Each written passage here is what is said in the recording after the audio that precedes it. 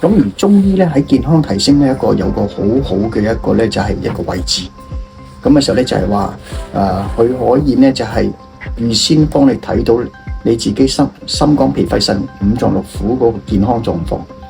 最近我哋咧就係結合咧就係點啊？即係話 AI 同埋咧就係呢一個咧就係中醫嘅大健康嘅一個系統咧，就話我哋要將中醫嘅大健康嘅一啲理論點樣能夠可以變成一啲數字化，幫到人類提升個健康。OK， 今時今日嘅 AI 科技咧就係好成熟啦。呢5年10年間嘅時候，中醫嗰個咧就係對全世界嘅貢獻會係好大嘅。同意，會好大嘅。個西醫嘅科技能夠可以咧就將一啲病症能夠好短時間可以撳住佢啫。西醫都撳住你再調理，但係撳完之後調理呢個重要啦。OK， 就西醫咧就係講緊嘅受心電圖咧，睇你個心嗰個咧心率正唔正常啊，佢個波幅啊，佢個高低啊，壓力咁樣睇呢啲嘢就心電圖。咁但係中醫嚟講嘅時候就唔係啦。佢睇住你呢個心電圖嘅時候咧，佢可以咧就將你五臟六腑，因為我哋講經絡啊嘛，12經絡，睇住你五臟六腑嘅變化裏邊嚟講，就判斷你身體心肝脾肺腎嗰個健康狀況。嗱，咁我睇到你嘅健康狀況之後咧，就係話就會 advise 你咧，就係早啲去調理啦，係咪？唔需要去規定咧，你用中醫調理一定係西醫調理啦。總之嘅時候咧，就係你發覺到心肝脾肺腎都有啲咧，就係有啲 marginal situation 或者有啲咧就係 agent 嘅 situation 嘅時候，你咧應該揾醫生睇睇。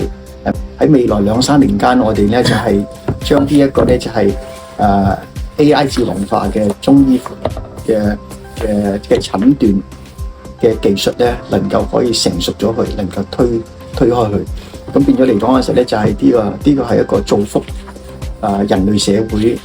或者嘅時候咧，就係健康命運共同體嘅一個重要一步。咁呢個係我哋一個 vision，我哋好希望能夠做到嘅。咁咧，我大概咧，係咪落實去做嘅時間咧，就係用現代脈診學，係咪啊？咁我見到頭先有條算法㗎啦，已經我睇到。咁咧就用中醫去用一個亞健康嘅斷症，不論你究竟到最後用中醫定西醫定係用咩醫，係冇所謂嘅。咁我見到佢有質性研究。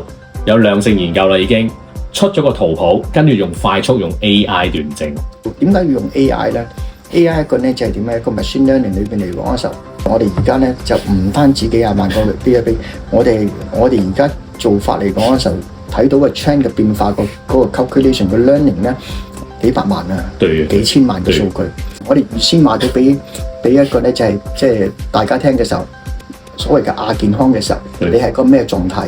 或者有啲 indication 出嚟，唔係 determine indication 出嚟，咁變咗嚟講嘅時候咧，就係對亞健康身體嘅時候咧，就係有個提示咁樣。我諗呢個係一個好重要嘅一個方向啦。我即刻諗到乜啦？譬如咧，一個社會最大嘅成本咧，其實係預防健康，並非係治病。你治病實在後邊嘅經濟成本實在損失太大啦，去到一啲成個社會有人有癌症係嘛？你係好難搞嘅。我舉個例子，譬如如果數據足夠啦，已經可以對譬如 COVID-19 嘅後遺症，我針對一批嘅病人，我可以預測到嘅健康。咁其實係集體地了解一個地區嘅人預防呢啲嘅問題嘅發生嘅喎，甚至可能推算到原來我要種植啲乜，或者一啲應用啲乜嘢嘅醫療程。咁其實唔單止個成本減低喎，仲更加精準喎。冇錯，其實嘅時候咧就係中醫咧一路嘅概念都係講緊係治未病嘅，咁同西醫唔同。西醫咧就係你病咗之後佢先去治療你。咁其實嘅時候我覺得互補嘅。對。咁嘅時候但係因為嘅時候咧，我哋治未病咧就好治嘅時候咧就係你感覺冇咁快啊！我頭痛嘅時候，我整粒必理痛咁樣，即係阿士匹靈即刻可以好快可以咧就係減低咗你嘅痛楚反應嘅喎。其實就係你裏邊仲有啲嘢嘅喎，好傷身嘅其實。咁嘅時候咧就係但係咧就係中醫嚟講嘅時候咧一路都調理。點解你會有頭痛咧？係嘛？佢從物象裏邊嚟講嘅時候睇到嘅時候，原來你嘅頭痛唔係喺個頭嗰度，係其他因素嘅。咁變咗嚟講嘅時候咧，就係嗰個治理嘅方式唔同，所以咧就係中西結合係好重要。中華文化呢一個悠長歷史嘅文化嚟講嘅時候，呢個健康文化點樣能夠發揚光大咧？咁呢樣嘢都係另外一個 area 咧，我哋希望能夠可以發展到發揮到嘅。好似我哋而家去做呢個物診，物診裏邊嘅時候咧，就係需要有好多啲咧，就係點啊？即係啲驗證數據嘅。咁嘅時候咧，就係驗證數據，我哋唔係做醫療，做醫療仲複雜啦。我哋做健康。咁嘅時候咧，就係好似我哋同生產力促進局，我哋做嗰個驗證數據，我哋最近做嘅時候，你冇驗證數據，人哋都唔信你噶嘛，係嘛？將呢個現代物診嘅科技能夠可以更加發揚光大啦。因為我哋嘅期望嚟講嘅時候，唔係只係喺中國，唔係只係香港，係全世界做嘅。所以嘅時候咧，就頭先都講過，咁我哋亦都講緊 AI data 嘅 creation 咯。咁嘅時候咧，就係我哋亦都根據我哋嘅網絡，我哋嘅 network 咧，其實嘅時候呢個 AI data 我哋後邊仲有好多啲想法 AI health data。咁嘅時候咧，就係我哋好多而家好多 data 都係中國人嘅 data， 我哋仲要咧就全世界唔同人嘅 data。咁嘅時候裏邊嘅時候，可能都有個 deviation 喺度。知道呢度變咗嚟講嘅時候，即係要好多功夫做。即係但係嘅時候咧，就係呢個係好大必要。所以其實今次嘅訪問咧，其實已經講咗一啲重點啦。其實創科根本係一個無國界嘅，冇錯。嗱，你先能夠去打破邊界啊嘛。香港有一個好重要嘅角色嘅，因為香港嚟講中西文化啦。咁其實中國咧5000年文化裏邊嘅時候有好多寶庫嘅。中國嘅文化點樣能夠可以貢獻俾即係人類嘅發展咧？因為我哋中醫咧都係講緊嘅時候咧，就係去整體性嘅。而中醫整體性裏邊嚟講嘅時候，身體整體性裏邊嘅時候，我哋都有以前一啲咧科學，我哋叫個經絡科學啦。